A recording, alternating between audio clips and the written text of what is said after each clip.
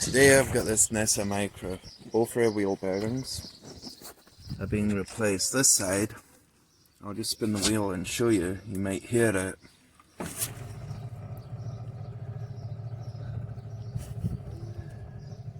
See, that's pretty bad. So we're gonna we've already done the other side, just got this side to do as well.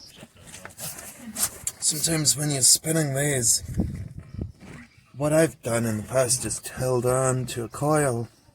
You can hold on to other things, but you feel the vibration in your hand as this spins. In this case, I don't need to hold on to that.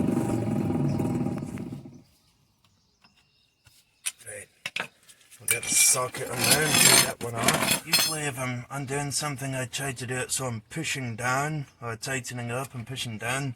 In this case I'm not, but it won't matter. It's just, sometimes it helps. Okay, this one's quite tight on here. It could be, sometimes I find that when you've got really bad wheel bearings, they're quite tight to pull off the hub.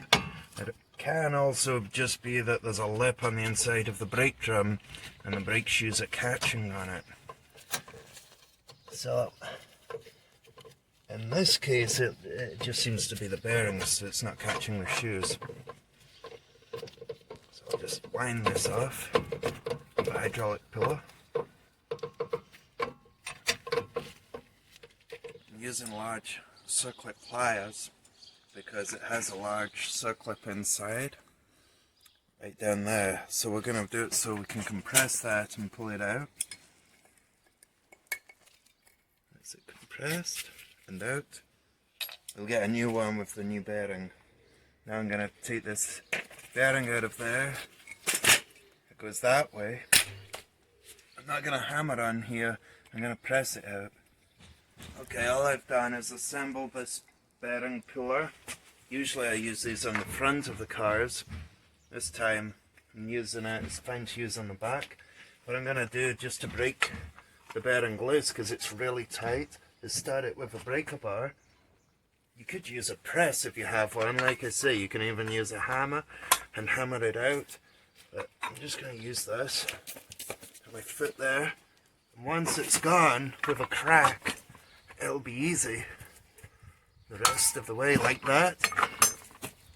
Once you've got there, you can put a ratchet on and just wind it right out. Just wind it out, and I'm pushing the bearing into this cup that you see there on the outside. Just pushing it into that all the way out until it's gone through. That's it out. It just comes right out like that. We'll put the new bearing in the same way. It looks okay inside, but I'll maybe clean it up a bit. Now I just unscrew this. I put the new bearing in the same way, with the same tool. This bearing can go in either way. Some of these have an ABS reluctant ring or magnetic ring on one side of the bearing, and that side would have to go to where the sensor's going to pick up on it. So it would have to go here. This one's already got one. Yeah, that's for the ABS. But some bearings do matter which way they go, so you just have to be careful with that. Otherwise the ABS light might come on after you do the job. So now I'm just going to set this up. Do the same thing again as last time. You can use the old bearing to put on it to help press it in. But this one's okay. I'm just going to press. My tool fits on it, not too bad.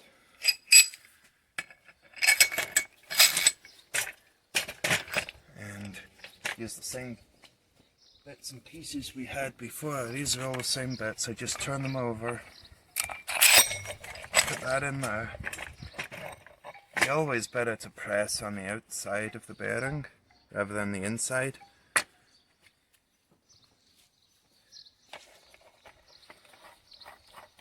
And put this on and wind it in. Okay, just winding it back in. Well, not back in, this is the new one going in. So I'm just putting my foot on the spanner to stop it, and this wrench stops it rotating. Wind this in, put the circlip in, and put it back on the car. I've got the bearing in here. So now I just put in this ring into the groove, kind of like before. That's in. As easy as that, we just put it back on the car. and tighten up the new nut. This drum should just push on without any hassle. And now it's a lot smoother. I'll tighten up this new nut and then torque it to the correct setting and put a new cap on it so we don't get any water getting in there and ruining the new bearing. I'm just going to hammer on the new cap. Okay, I've put the cap on.